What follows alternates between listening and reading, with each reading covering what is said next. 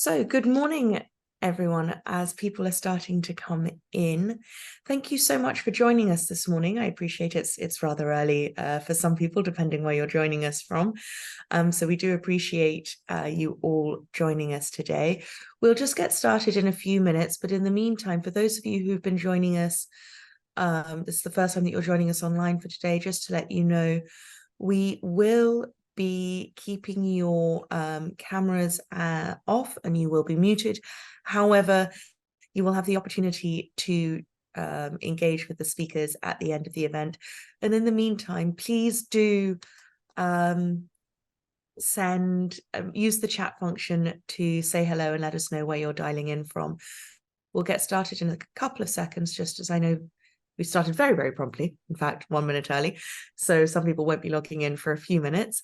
In the meantime, you can settle back, you can have a coffee. You'll see our lovely panelists are here. You can give them a wave, but they can give you a wave at least. They won't be able to see you. And we will be starting in a minute or two, so do bear with us. In the meantime, as I said, please do take the time to drop a chat and tell us where you're coming in from. It is nice for us to be able to know where everyone's joining us from and who you are, basically. Sorry, I'm just going to keep saying the same thing for a few minutes, so don't get too bored. We will kick off properly in a minute or two, hopefully.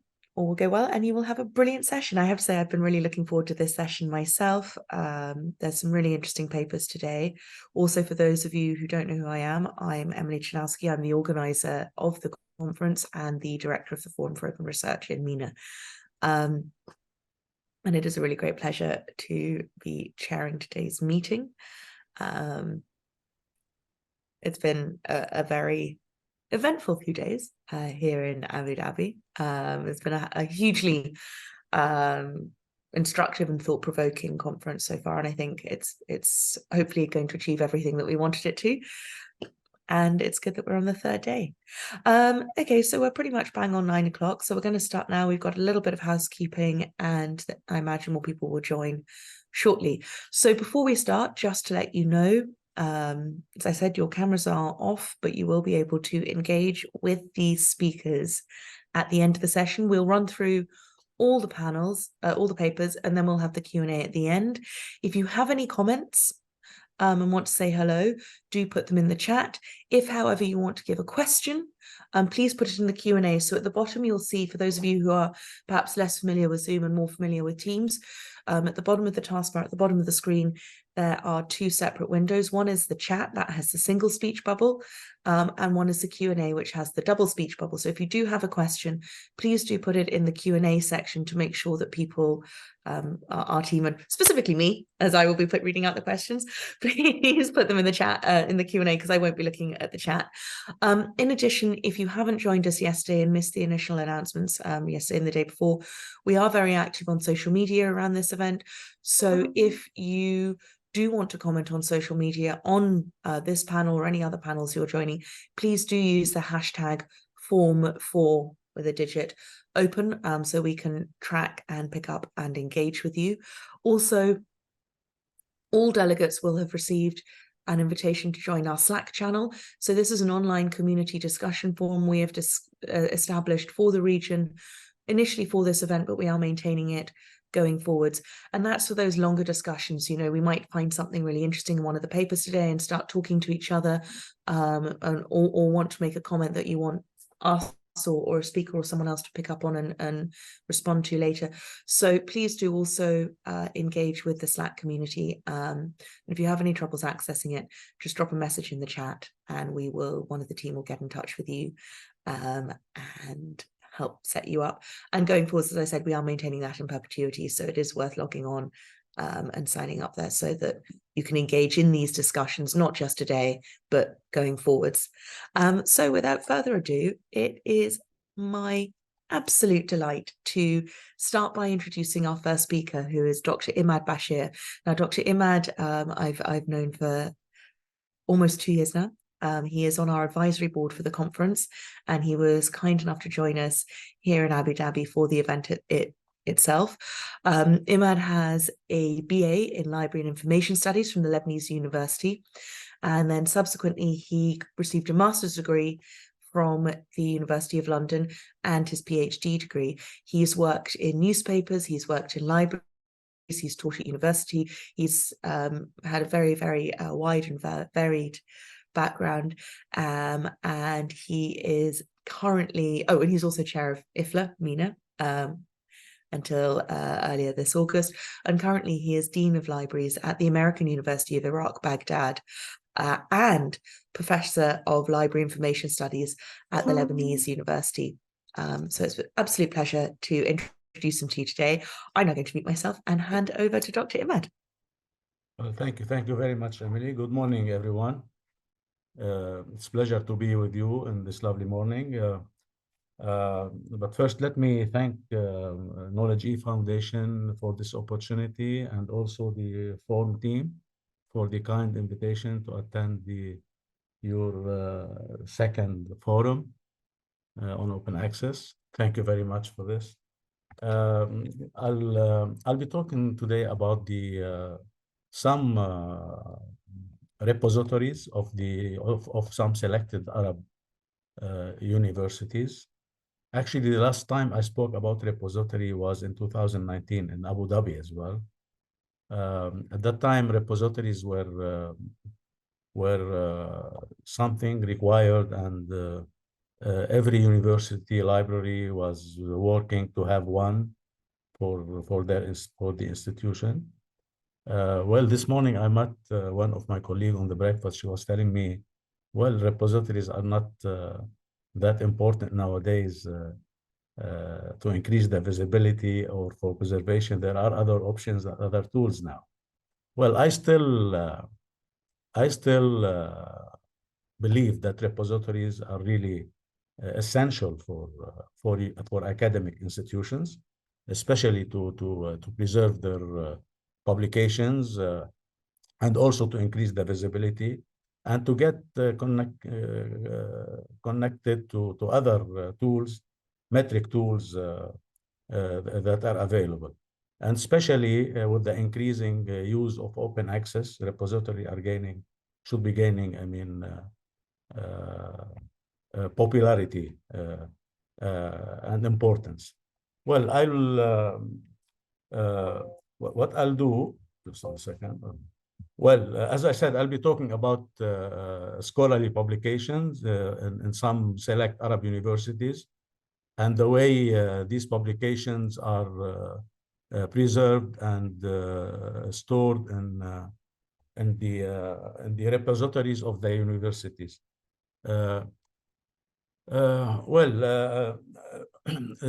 Certainly SDGs are popular topics these days. We're halfway through to the end of the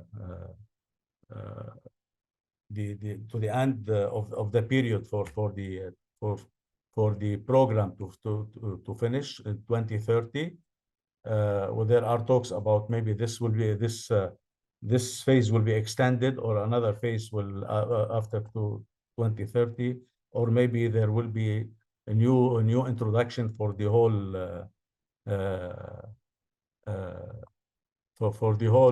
objective and goals. I'll talk about universities, the selected university for this presentation, and their corresponding repositories. Also, I'll provide you with a list that I compiled about the available Arabic repositories and effective Arabic repositories. And I will end with some evaluation after I paid visits to several repositories with some observations in order to enhance the appearance of the repositories and the way we use them, we search them, their interfaces, and to help librarians pay more attention to what they have. Since a lot of the Arabic existing repositories are not listed, and I couldn't see in the directory of repositories. So because they don't follow the instructions and the rules for their in order for their repositories to appear in the directory and be seen by everyone. Okay. So these are the 17 goals and the 169 targets by the Sustainable Development Program by the United Nations. All universities, but I don't want to say most universities, all universities are trying to work to contribute to these goals in a way or another through the scholarly publication, and they encourage their faculty and researchers to take part in that, especially that some of the ranking agencies have introduced a new impact ranking depending on these goals and targets, like the Times Higher Education, for instance. Even in the library world, as librarian, I mean, I know we do our best as libraries to be included in a report, in periodical reports that are called voluntary national reviewing reports that are produced by the committees that are responsible to implement these goals in worldwide. I mean, I know for myself.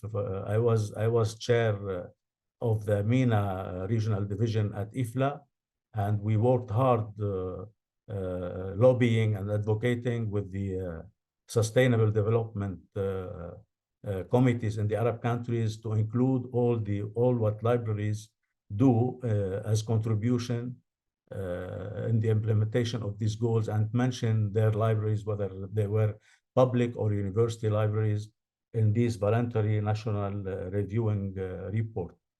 I think universities now are advised by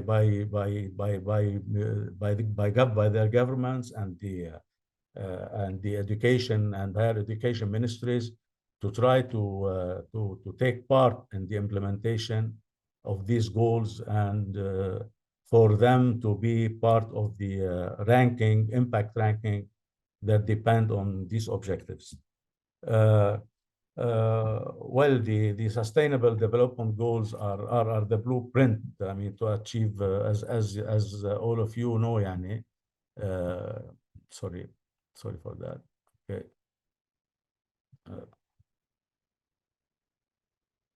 Okay, are the blueprint to achieve a better and more sustainable future for all. I mean, I don't want to read it. You can go through the slide. The slides will be available through F.O.R.M repository or webpage. I'm not sure. Maybe Dr. Emily will let you know where to find these slides or presentation later on. The Times Higher Education, they have the impact rankings for the university using these objectives. So this is why actually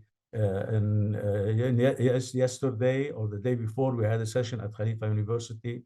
One of the speakers, he's a vice president of a university in Emirat. He said we push and we ask our faculty to publish according to these goals, so to get higher ranking with this impact. And we know at any time the higher education produce the ranking result, we see that every university, most universities, they take part in these objectives. I mean, even those universities who are not among the first 500 or first 300, when it comes to the impact ranking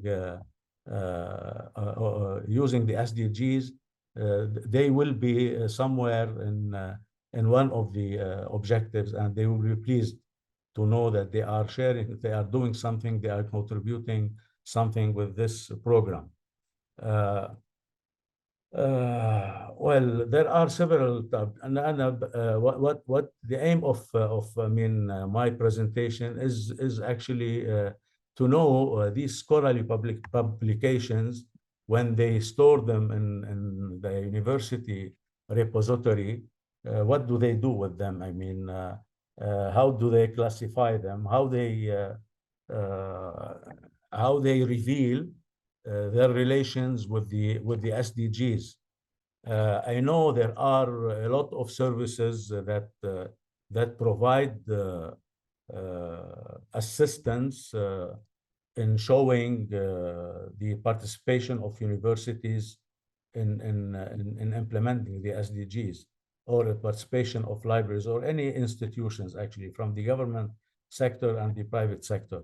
But what I wanted to show you and discuss with you in this meeting, to know how much are universities making benefit of their repository, to show or to present their contribution to the worldwide through their repositories, and to show how their faculty are reacting to this, and their research about these SDGs, to make it available to everyone and accessible to everyone, not only for researchers, even for the people, or people who are interested to know. Not just, actually, repositories, it's true, they store and categorize scholarly publications, but it's not made to be accessible only by researchers and scholars. Everyone can access repositories for their general knowledge, or to read more about up-to-date research, whether they were, I mean, a researcher or not. I mean, it's not necessary for these to be available for researchers. So what are the repositories? If I want to give a brief definition, repositories are of many types. What we are talking about is institutional repository.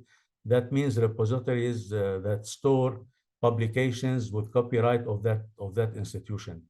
It's different than the public repository or the governmental repositories when copyright is involved. Institutional repositories are used by universities because they store their publication, that they have the copyright of this publication. So we are talking now about the institutional repositories. It's the place to gather, catalog, classify, categorize, index, preserve, and make available, digitize sometimes, and make available all the digital or digitized assets of an institution, make it available to everyone. Well, there are many definitions for many definitions for repositories.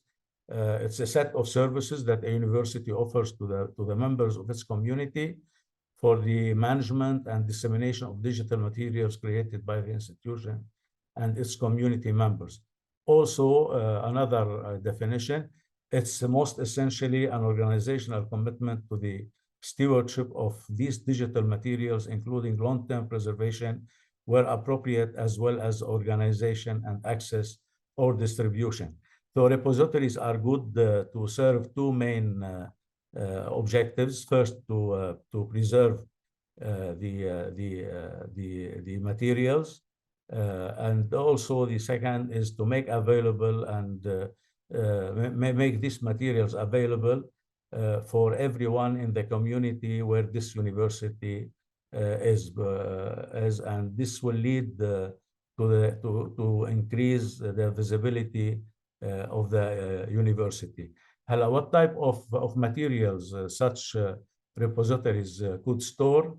The preprint, the postprint, the published version of an article, whether in any format, mainly PDF, the theses, the dissertation, the graduation projects of the students, the research report, newspaper clippings, audio, video materials, images, maps, convocation and graduation addresses, guest lectures, and presentation.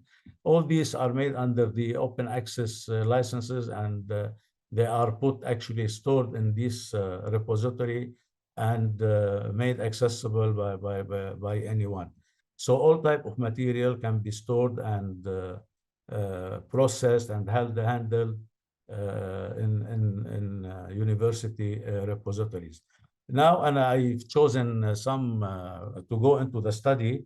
I've chosen some universities. I took the 10 leading university according to the QS rank for the Arab region in 2023.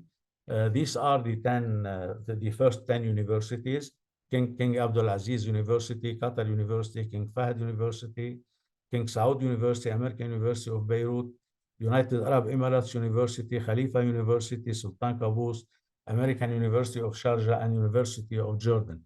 These are the first 10 universities in the Arab ranking according to the QS ranking for 2023. So I had to find a justification why they selected why I selected these universities. So I chose to use the ranking scale used by the ranking agency, and I used the QS for this. These 10 universities, I mean, I didn't want to study all of them. So I considered this as the society of the study. So I wanted to take samples of these. I want to select. Dr. Imad, just Yeah. to let you, you've got about 3 minutes. Okay, yalla, okay. So what I did actually, the methodology, I restricted the sampling to the first university from each different country. So, for instance, there is 2 or 3 universities from Saudi Arabia. I took the first one. There is 2 or 3 universities from Emirat. I took the first one. So I ended up with 5 different universities covering Saudi Arabia, Qatar, Lebanon, United Arab Emirates, and Oman. And to go to their corresponding repositories, I checked DOAR, the Directory of Open Access Repositories. Now, the Directory of Open Access Repositories include the following repositories from the Arab countries. There are altogether about 74 repositories are effective and live and working. I mean, they are up to date. However, and I know that there are more than that in the Arab countries, but these repositories are not in the directory because of missing some of the conditions to join the repository, to join the directory, or they did not apply, did not fill the form required by this directory in order to be listed. There are missing countries like Bahrain. I know that there are repositories in Bahrain, there are repositories in Jordan, and there are repositories in Yemen, but they are not listed due to the reasons that I already mentioned. The 5 universities that I've taken. Sorry, Dr. Imad, you have 1 minute left. Oh, you're running fast. I mean, your watch is running fast. Yeah. Anyway, I have these 5 horses. I know I come with many statistics. These are the statistics about the total publications. All what I wanted to know is the size of open access publication with regard to the total publications produced by these universities. Also, I wanted to know how many of these publications, whether these open access or subscribed publications, covered topics or subjects related to SDGs. Okay, this is the general statistics table, but this table could be used to produce many tables and make the correlations between these elements. What is good about that is that some of the universities they have open access publication more than 50% of their publications for 10 years. By the way, these cover publication from 2013 until 2023. I used Scopus and Scival to produce this table. Well, there are, I had many observations and many remarks concerning the repositories that I investigated. I'm sure if librarians who are responsible to run these repositories and any other repositories in any Arab universities, if they consider this observation, will enhance the work of their repositories, and their repositories will be visible and available to their communities and also worldwide. There's no time to go through all these evaluation remarks, but interested people can always go back to the PowerPoint slides or wait until this research paper is published. I will still need about 2 months to get it done and ready for publication. Thank you very much. If you have any question, I'm happy to answer them. Thank you very much.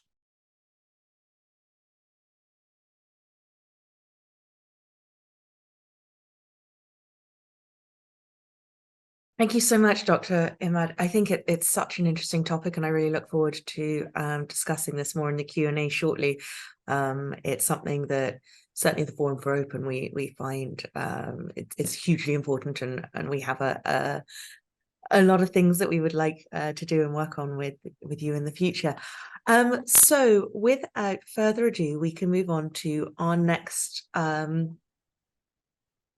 presenter, who's Sarah Logan. Sarah Logan is Regional Sales Manager at the company for Biologists, and she has over 10 years experience in academic publishing and is particularly passionate about libraries, the environment, and sustainability. And she's very excited to talk about their new biodiversity initiative, the Forest of Biologists, which I have to say on a personal level, when I saw the abstract, I was really, really excited about hearing. It's such an innovative approach and just nice. I think it's a nice thing to do. So Sarah, we still can't see your slides. So please do take over the sharing screen. My colleague can help you if you need to. Perfect. There we go. All right, then I will hand over to Sarah, who unfortunately was hoping to join us in person here in Abu Dhabi, but was unable to make it. So I will hand over to you now, Sarah. Thank you. Thank you so much for that lovely introduction, Emily. And I'm really sorry not to be there in person, but really glad that I'm able to do this presentation online today. Thank you so much for inviting me to do so. Today, my presentation is a lovely topic. It is the Company of Biologists, Forest of Biologists initiative. And I will also introduce you to our commitment to biodiversity and sustainability as well. So I'm going to include an introduction to the Company of Biologists, our mission and our commitment to sustainability.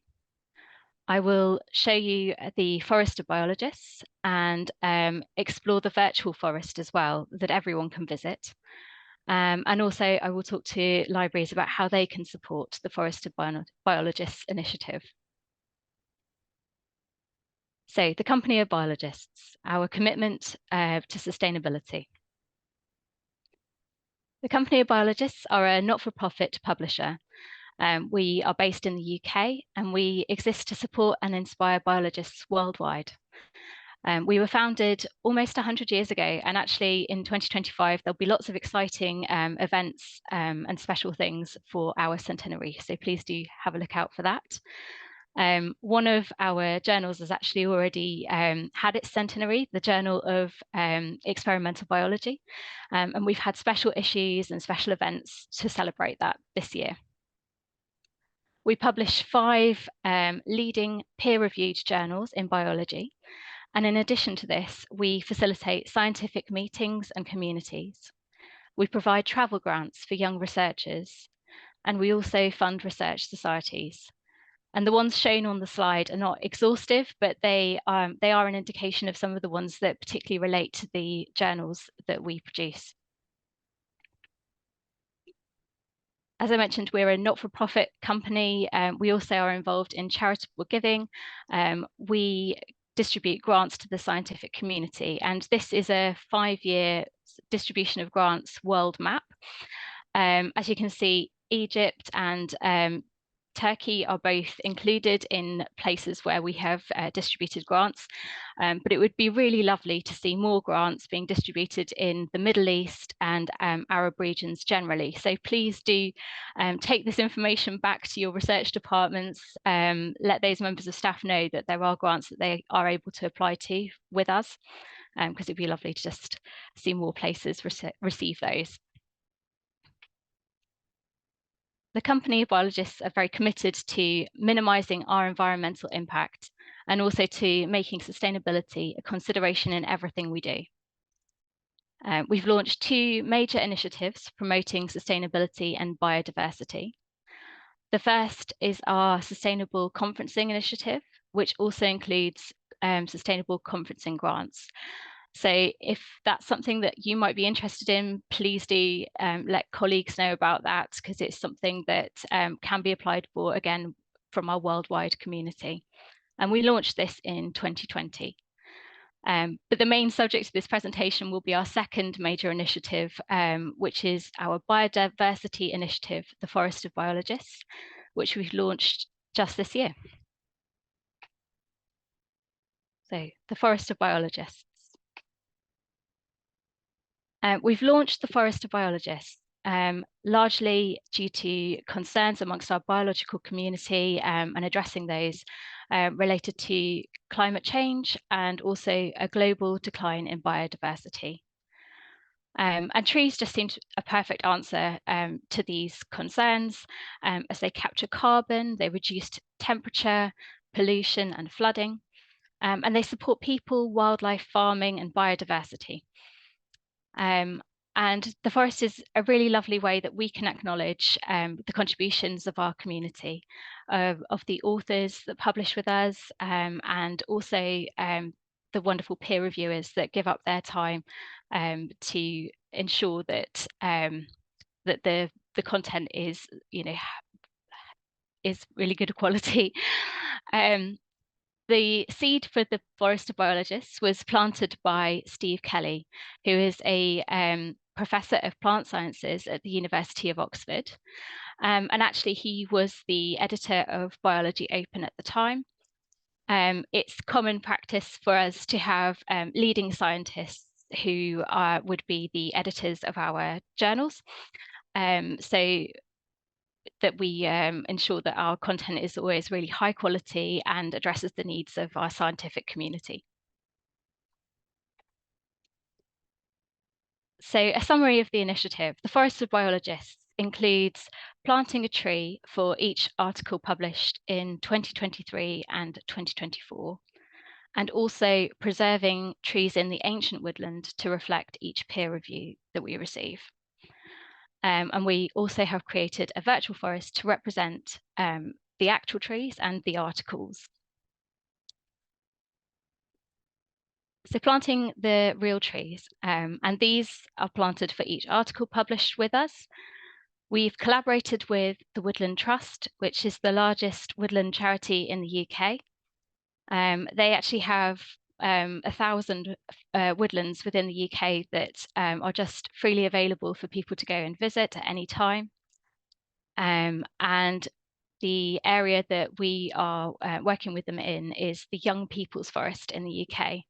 We have a 5-acre grove there where we're going to be planting 3,750 trees of 13 different native varieties.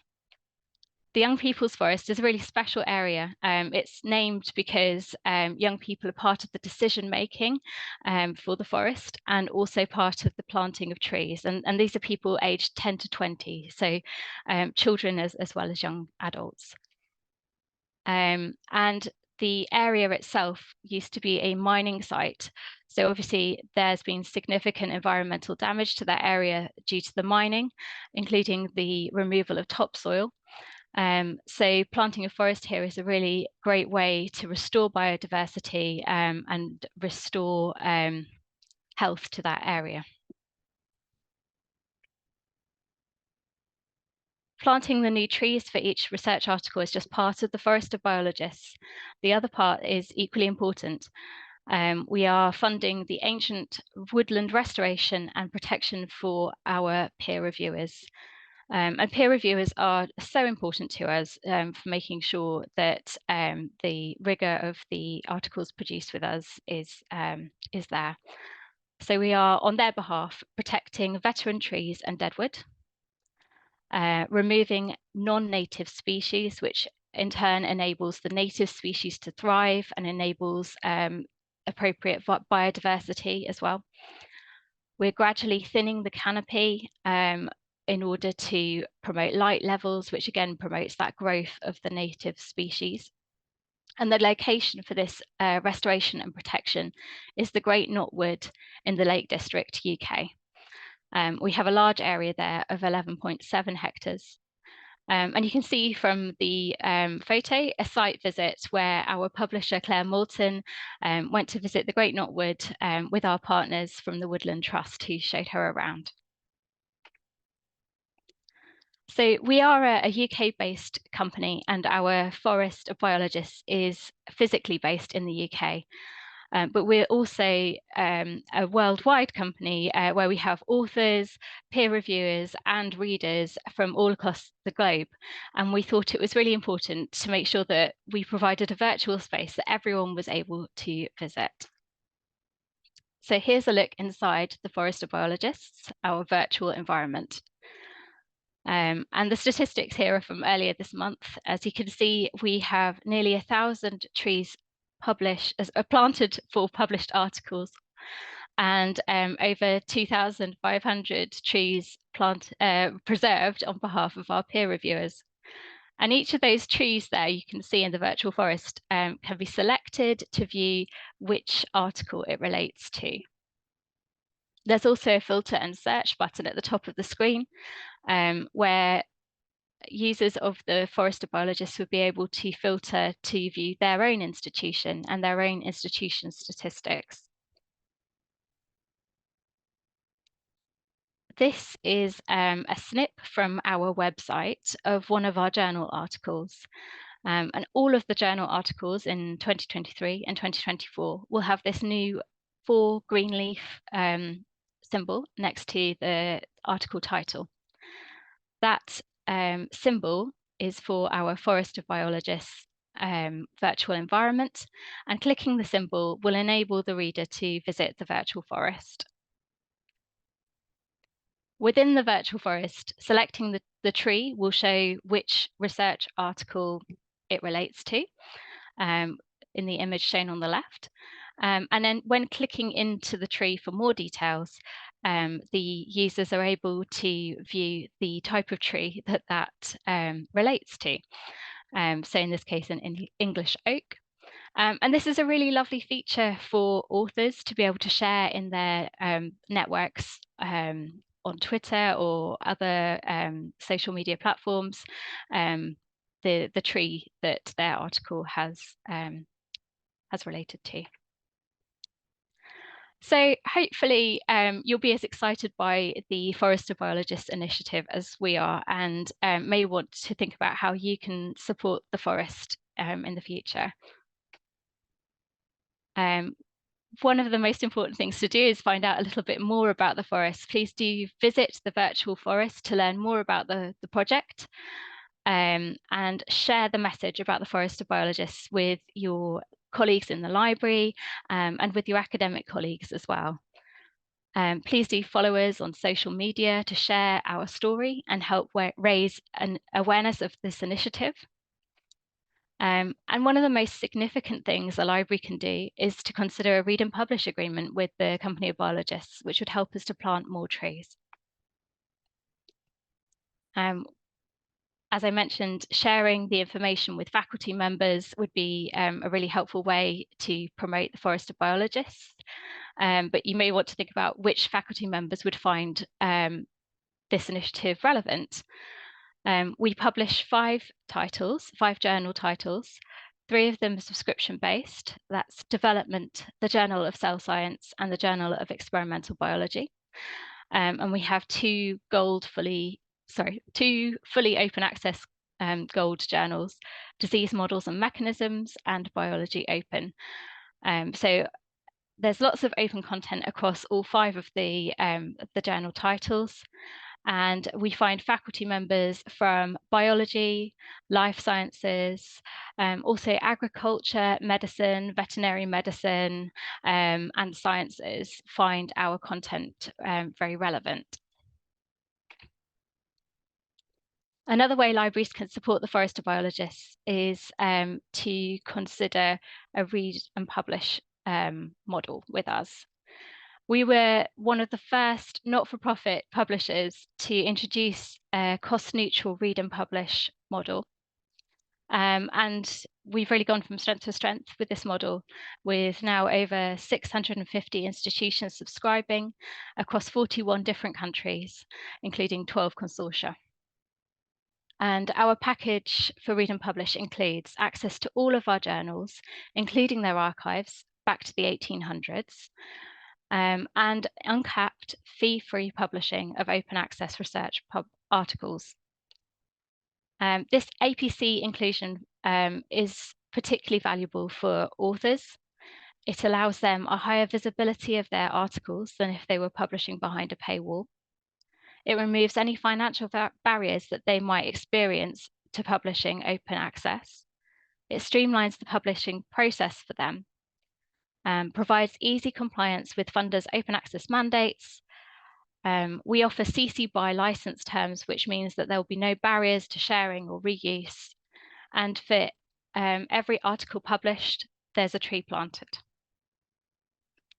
I'm just going to end with a lovely quote from one of our authors who belongs to an institute where they have a read and publish agreement in place. And she says, "The read and publish agreement between the Company of Biologists and the University of Cambridge made my life so easy. I could send my manuscript to development, knowing that, if accepted, publishing in my favourite journal would be straightforward, comply with my funders' mandates, and be free at the point of use. All that, plus a free tree in the forest of biologists." Thank you so much for listening. I'd be happy to take any questions at the end.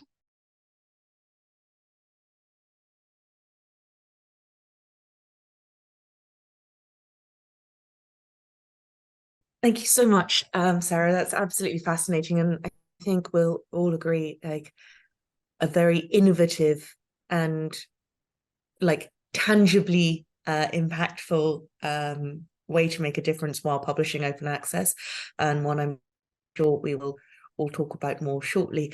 Now, last but not least, we have our final speaker for this session, Al-Qasim Hamazou Abdu, who is the coordinator of branch libraries at the Yusuf Maitama Sul University, Kano, Nigeria. He had his BA in Library Science in 2003 and is currently pursuing a PhD in Library and Information Science at Bayero University, Kano. And his major areas of research interest are scholarly communications and open education, with a particular emphasis on advocacy for the use of open education resources in the Nigerian education ecosystem. So it's with great pleasure I will hand over to Al-Qasim, who is going to unmute himself and tell you all about what's happening in sub-Saharan Africa. Thank you. Good morning. Let me start by appreciating the commendable work of the organizers of this conference and for accepting my presentation to be presented here. And the topic of my presentation, as you can see, is opening the open role of article processing charges and publication fee in opening knowledge from sub-Saharan Africa. The premise of this presentation is in the fact that, next slide, is in the next slide, next is in the fact that there is the convergence of technology and awareness brought about this method of publishing, which is open access, which aims at making research literature free and also free from other traditional barriers such as copyright and also payments. So the aim of the open access channel is to make sure that the research results are shared between regions of the world, between the rich and the poor, between all continents of the world. Next slide. Next. But there are two channels to do that. There is a gold channel and there is a green channel. The green channel is to open research literature through open access repository that are usually hosted by research and educational institutions. I appreciate the presentation of Dr. Imad, who tried to measure impact of open access repository in Arabian countries. But in most of the Saharan, in most countries in sub-Saharan Africa, that way, using green channel, that is using open access repositories to open researches, is not actually paving way. It is not a way, because, for example, in Nigeria, we have over 200 universities.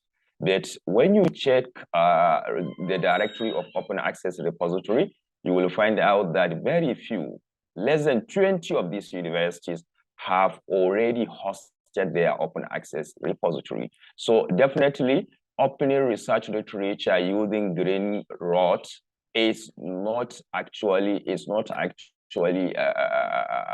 at any level of development in sub-Saharan Africa and in Nigeria in particular. So this work want to look at the other channel, want to see if the other channel, which is the gold channel, the gold way to open research literature from sub-Saharan Africa, if it can work.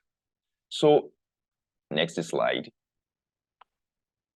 So let us before we go and before we see the small survey that I conducted, which I want to present here, that will shed light about using gold route to open research literature of sub-Saharan Africa. Let us have an understanding or more understanding about open access publishing. Next slide. So, as I have said, open access is about reducing barriers to research, to sharing research literature. These include waiving fee or removing fee barrier, and also removing some technical and other traditional barriers, notably the copyright barrier, because copyright used to be a barrier in sharing knowledge, more especially between the global north and the global south. So open access is aiming at reducing that barrier. Next. So why do we want to use open access? There are so many benefits. Some of the benefits of using open access to publish research literature include accelerating the research communication. Through using open access, research communication can be carried out in a blink of eye. You don't need to wait to place order. I, as the user of publication, I don't need to think, how can I get money to pay before I can get access to it? There is also another benefit, which is citation advantage. Researchers confirm that publications that are published through open access, they have citation advantage. And remember, citation advantage is in most cases translated into high impact. It is the measurement of impact. So we can say that open access research literature have higher impact than the literature that is published behind the paywall. There is also this issue of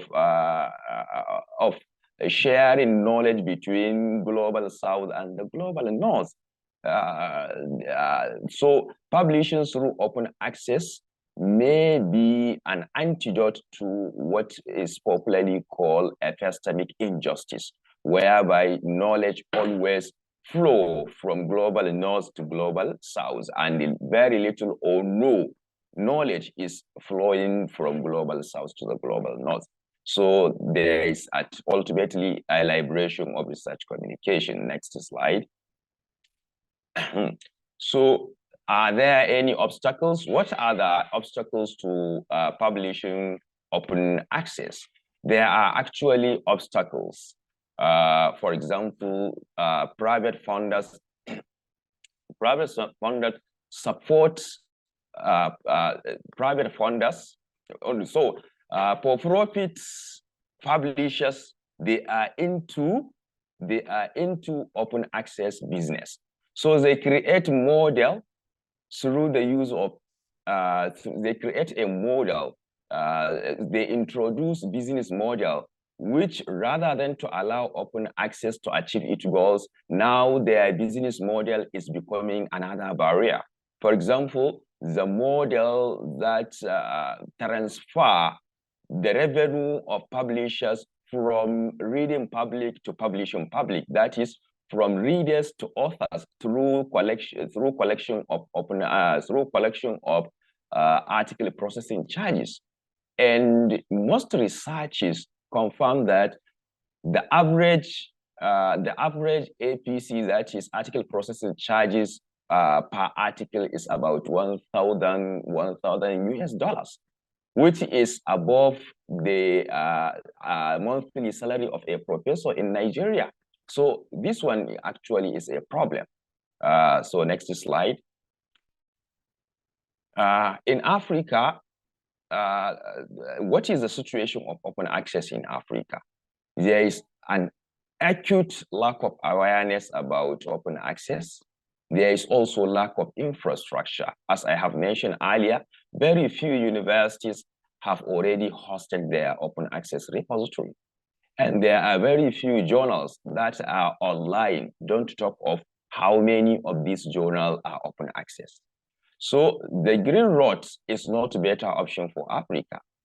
So there is also another problem, this epistemic dominance through the use of APC, article processing charges. Most African countries, they have low wage. The salary of researchers is so low to be able to afford article processing charges. This is also a problem.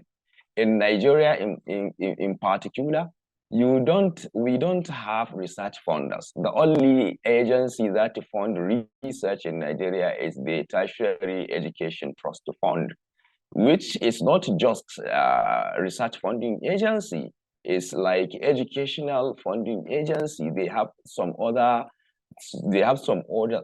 areas to fund rather than to fund research. So definitely in Nigeria, there is lack of funding for researchers to publish their research. Next. So what methodology has been used in this research?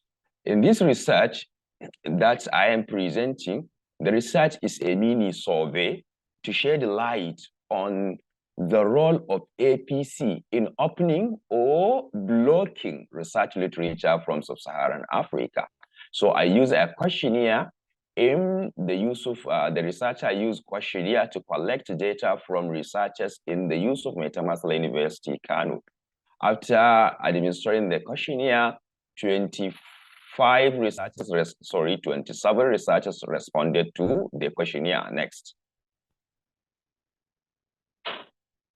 This is a little about use of Metamasla University, Kano. It is a new generation university in Nigeria with that was established in 2012, and presently there are undergraduate student population of about 22,374, And there are about 462 academic researchers in the university. But we can say our sample or the respondents are few, but this one is intended to be, the work is intended to be an exploratory, just to add a little light to the situation. Next. So the results of the survey is the result goes like that. 27 researchers responded. 9 of them, they said that they published 1 to 5 articles in the last 3 years, and another 9 they published 6 to 10 articles. 6 to 10, and another 9 they confirmed that they published over 10 articles in the last 3 years. But this is indicating that research is being carried out in African universities or in Nigerian universities in particular. So we would like to know if these researches are shared with global community. Next. The study also found that 15 have not accessed any research funding in the last 3 years. 15 of the 27 who responded have not accessed any research funding in the last 3 years, and 12 have accessed research funding in the last 3 years. Next. The research also wanted to measure their preference to the outlet through which they can publish their research. So none of them selects foreign journal behind paywall. This is indicating that there is awareness that the researchers, they want to publish their research where more people can have access to their research. And about 6, they prefer to publish a local but open access journal. Another 6, they prefer to publish a local journal behind the world. But majority, about 14, they prefer to publish their work on foreign but open access journal. This is indicating that they want to share their results with the rest, with the research communities around the world. Next. Another finding also discovered that FEC is a problem. About 24 out of the 27 respondents said that APC is a problem. That is, article processing charges is a problem to them. But 21 out of the 27 had at one time withdrew their paper because they could not afford to pay article processing charges to the journal they submitted. They submitted the journals. And 24 out of the 27 also agreed to render review or editorial service to a journal for free. This particular finding is indicating that open access journal can be hosted in Africa, and they can be a better option for Africans to share their research results with the rest of the world, because the earlier finding indicate that many of them, they want to publish a local journal if it is open access. So if many will agree to render editorial or peer review service to journals, that is, open access journal can be a viable avenue through which they can be hosted, and they can be a viable avenue through which researchers in sub-Saharan Africa can share their research results with the rest of the world. Next. There is also another finding. The research also wanted to measure their perception about open access publishing, because it is believed still there is lack of, or there is a misconception of open access publishing in Africa or in Nigeria in particular. But here, this is what we discovered about it is an easy way. Some of them say that it is an easy way to get a work published as long as the author can pay. Some of them, they believe that it allows unsound research to get published. Some of them believe that it makes journal articles easily plagiarized. And lastly, some of them believe that it increases visibility of journal articles. This particular finding is also indicating to misconception about open access in Africa. Still, there are researchers who don't believe in open access. Still, there are researchers who feel that publishing open access can make their work to be easily plagiarized. And still, some, they believe that they believe that many open access journals are predatory journals. Why? Because they feel that as soon as you can pay, you can get published. They are not aware, people with this perception, they are not aware that open access journal undergo peer review and quality control just like other journals. They don't have that information possibly. Next. So implication of all the findings of this study. Nigerian researchers produce research articles, but they have the zeal to publish their research open access. But their barrier is article processing charges. Why? Because they seldom get research funding. They don't have research, they don't get research funding, and they have very low wage. Remember, we stated it, the average article processing charges per article is about 1,000 US dollars, which is more than the monthly salary of a professor in Nigeria. So with this situation, actually,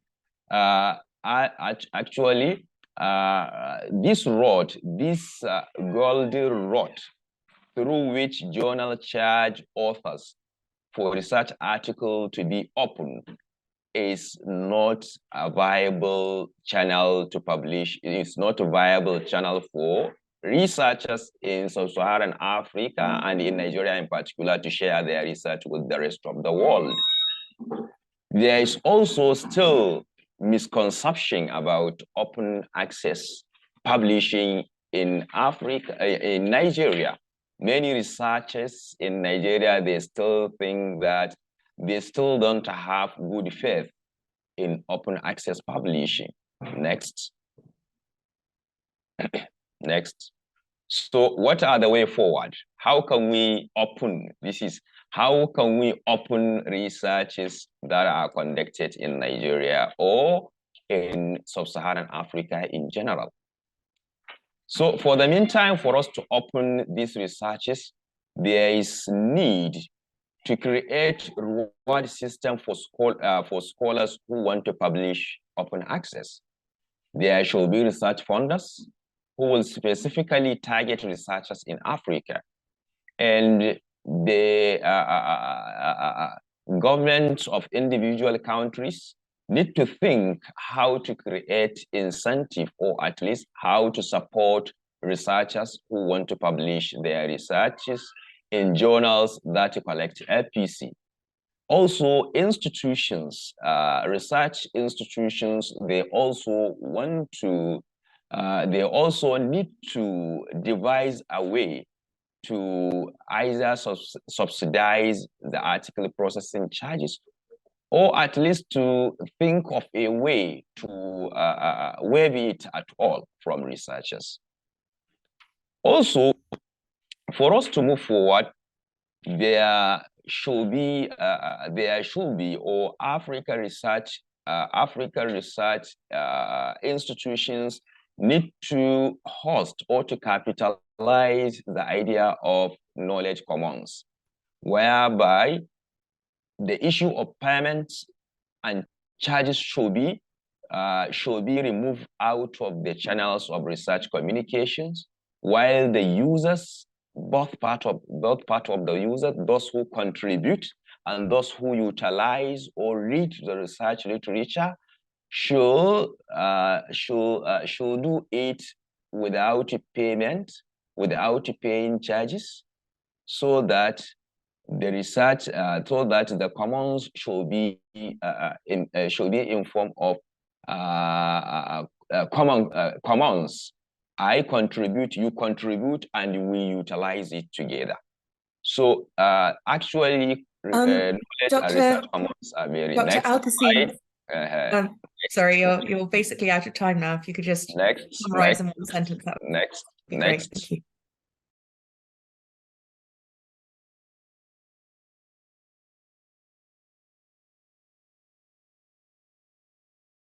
So thank you. I think that was hugely interesting. I was frantically writing down, made loads of notes from everything all three of you were saying, and I think it's really interesting topics and different approaches that everyone has brought up. So just a reminder, if you do have questions, please do put them in the not in the main chat, but in the Q&A section. I'll try and scan the chat as well to see if any questions might have escaped my notice otherwise, but please do put them in the Q&A. And while you are all formulating your questions, I have, well, obviously, I personally have a lot of questions, but I'm going to let you as the delegates ask yours, because I don't want to hog the session. But just while you're all writing your own questions, I have a question for Dr. Imad. Why do you think, I mean, this is a sort of quite a niche question, and obviously relates very much to what we're trying to achieve at F.O.R.M, which is very much that practical, pragmatic support at the institution and institution, like individual level. But why do you think, one of the things that caught my eye in your paper and made me wonder was, you mentioned that obviously you had the number of institutional repositories that are registered with DOR, but I wondered, why you mentioned that there were probably an awful lot more that weren't registered. And I wondered, is the problem that the institutions don't know that they need to register because they're not aware of best practices, because there isn't really a sort of global COPE equivalent for repositories yet? Or is it at the level of the individual that there's a resistance at, I guess what I'm wondering is it indifference or ignorance to best practices and a lack of best practices because there's no global thing, or is it at a resistance level? Is it the individuals don't want to be involved, or that institutions are sort of, I think, well, thank you for the question. apathetic, I guess. Yeah, thank you. I think, thank you for the question first. I think it's a bit of ignorance about what they should do. And if they don't follow up, actually. If there is a form they want to fill in, if they don't meet some of the questions, they will forget about it. They don't work on, let's say, finding solution to the problem. For instance, I'll give you a small example.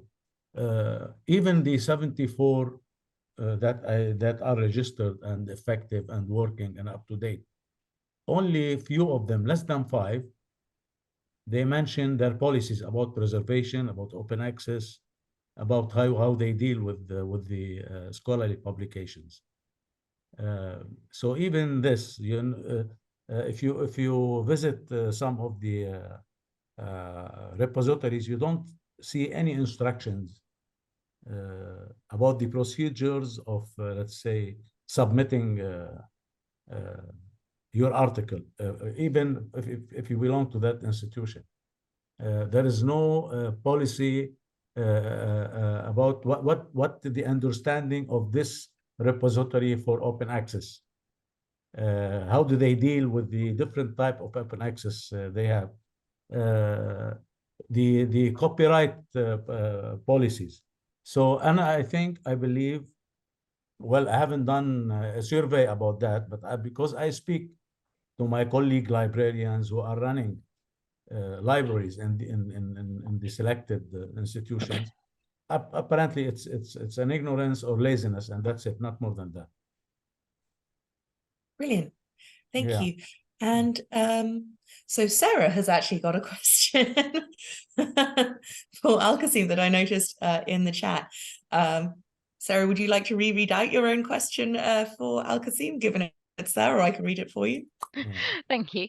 I couldn't find a way of adding it to the questions. I don't know whether that's because I'm a speaker, but anyway, so I found it really fascinating actually to listen to your presentation and hear particularly about the relationship between the APC fee and the average monthly salary. And, you know, obviously there's a huge issue there for researchers in being able to make their content available open access. So I think, you know, some publishers, certainly the company of Biologists, do you have fee waivers for gold open access journals for individuals from lower income or lower middle income countries? I'm just wondering kind of whether authors are always aware of these waivers that might be available for them, and if they're not, what more publishers could do or libraries could do to ensure that authors can access these waivers. Okay. Hello. Yeah. Actually, it is interesting to know that some publishers, they waive article processing charges from authors from low-income countries. Yes, it is interesting. But their publicity, they should try to see that they create a publicity that will reach these researchers. So I think the issue is lack of awareness. And there is need for publishers and librarians to intensify their awareness campaign so that they will let the researchers know that there are such opportunities. But despite that, you know, there is this issue of academic freedom. Some researchers, they may like to publish in a particular journal than the other. But if the one they want to publish in is charging APC, there should be a problem there. But despite that, there should be an awareness campaign that will make sure that, or that will specifically target researchers from these countries. It shouldn't stop from the headquarters of the company. They should try to see that they establish a link that they can reach the researchers. Thank you. Thank you. And Dr. Al-Qasim as well, I find it particularly interesting. So one of the things that I do for F.O.R.M, but also for Knology, is the Think, Check, Attend initiative, and I'm giving a workshop on that this afternoon around predatory journals and predatory conferences. So if those of you listening, if you have concerns about predatory stuff, do come and join the workshop. It is part of the F.O.R.M thing this afternoon that I will be leading. And one of the things that we find in different countries is, in different areas, particularly of this region, so the Arab region, because that's where we are focused, is that awareness and anxiety about predatory practices, which are obviously on the rise. And what I wondered is in Nigeria and amongst your stakeholder groups, what are the institutions doing to address researcher concerns? And are they even aware of or concerned about these issues, or are they sort of ignoring them? Hello, can you go? Okay. Yes, that's for you. Repeat the question. Yes, that was the question, is given the sort of growth of predatory practices across the world, but particularly in I think the global south, what are the academic institutions like the universities, what are they doing? Are they aware of the problem? Are they helping researchers get more knowledge? Do they care? Do the institutions themselves care about predatory practices, or are they indifferent?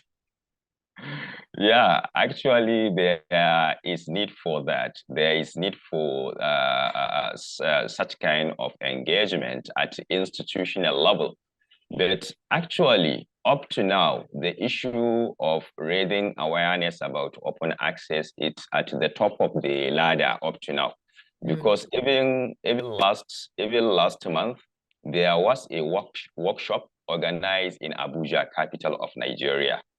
inviting with the university vice chancellors and the university librarians in attendance. So can you see it is, can you see, there is need actually for the campaign to come to the bottom of the ladder, to come to the researchers, to come to the level of researchers at the ground level. But up to now, most of the campaign, most of the engagements are at the level of policy makers. They will converge in Abuja, the capital of Nigeria. They will discuss with the aim of taking it back to their respective institutions. But nothing is coming to the bottom, actually. Most of our researchers actually are not aware of these opportunities. They are not. Some of them, can't you see it in my research? Still, some of them, they have misconception of what is open access. Some of them, they just feel that open access is a way to bypass the actual rigorous process of making a publishing. It's a channel to just pay and get published. They don't have understanding of it. So there is need for us librarians to intensify our campaign, to intensify our awareness campaign, but there is need of support, possibly from the policy makers, to make sure that the campaign reach the ground level, reach the actual researchers, not just a meeting between or among policy makers in Abuja. Yes, actually. It's funny you say that. That is exactly the ethos that we're coming through from F.O.R.M. It's all about, Dr. Imad's laughing because he's been on the board, he knows this. It's all about practical policies and actionable insights at that grassroots level. So it's great to hear you say that there is a need for that, because that is what we do here at F.O.R.M, I say. So we have an inquiry from Indonesia who wants to ask about open access, and he says,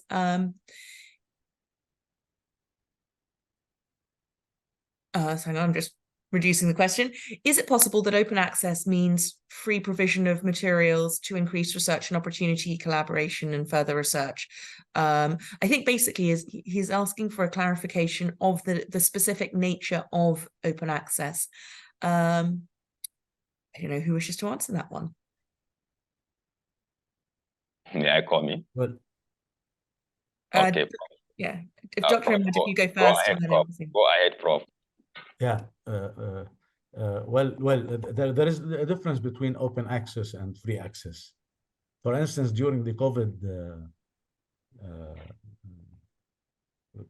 crisis, for instance, during the COVID, many publishers make the access to their publications free. But these publications were published in regular journals. They weren't published in open access. After the COVID-19 pandemic was over, this content went back to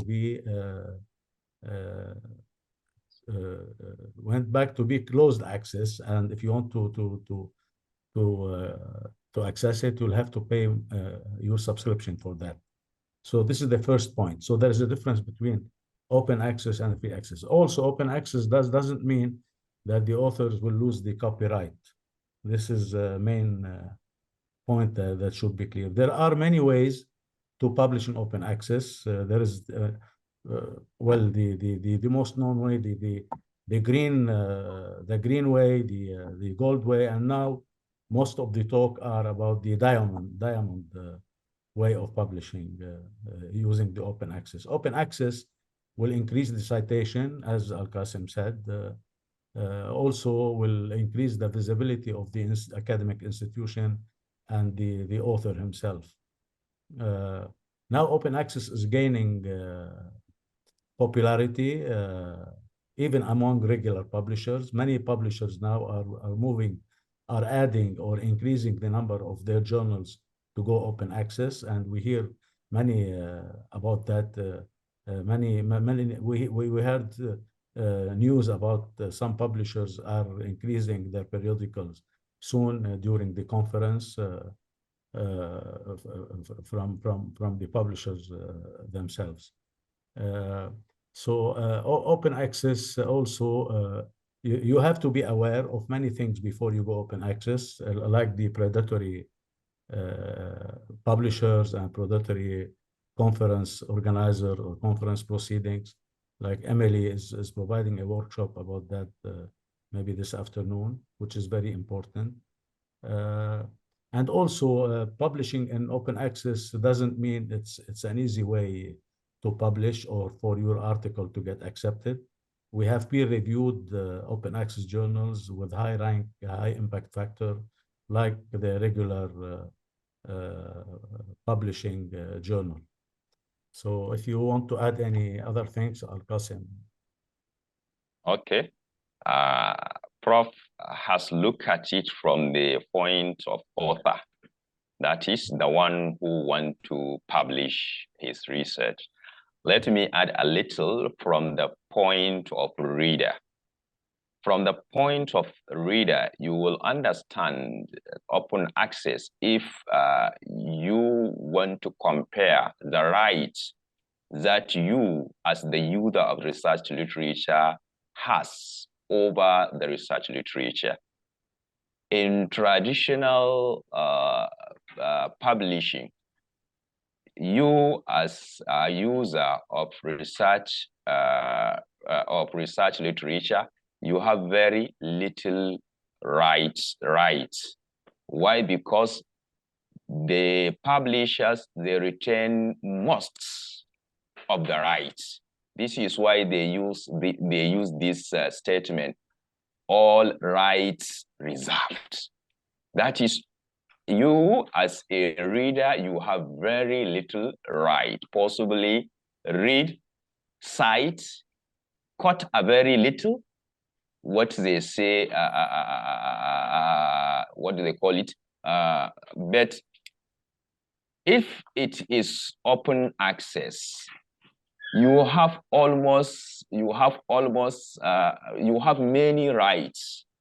Read, download, share, feed it into another system, translate it, adopt it, and so on and so forth, depending on what the publishers and the author warrant the users to do with their work.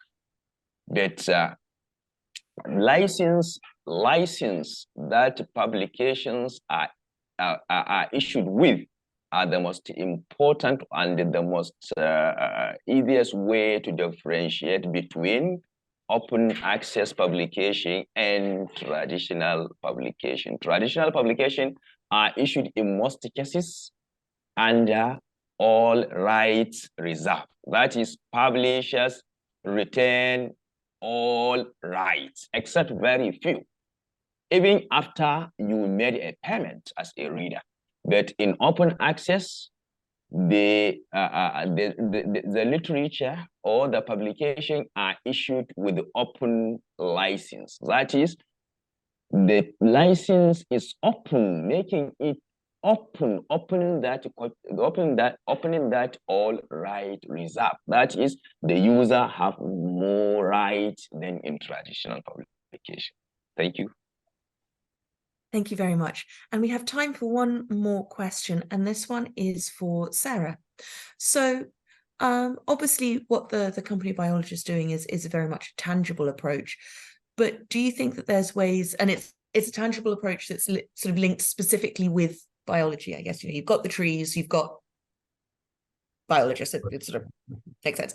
And it's a nicely linked kind of subject field one. Do you think that there's ways that other disciplines can do something with a sort of a tangible but subject field specific, practical, real world impact in a similar way, like replicate your model but in different subject fields? Do you think that's possible? Do you have any ideas? Have you spoken to other organizations and seen what they might do?